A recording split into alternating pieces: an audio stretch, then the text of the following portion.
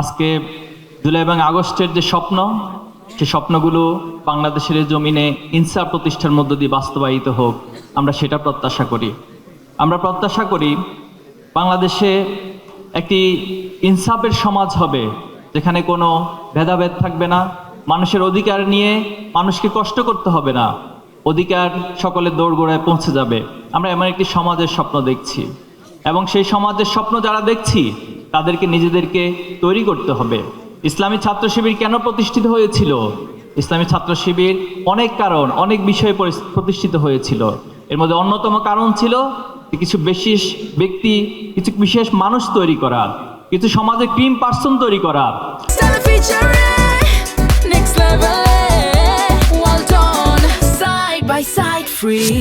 যারা আবু বকরের উত্তরসূরি হবে, যারা ওমরের উত্তরসূরি হবে, যারা খালিদ বিন ওয়ালিদের উত্তরসূরি হবে, যারা সালাউদ্দিন আইয়ুবীর উত্তরসূরি হবে।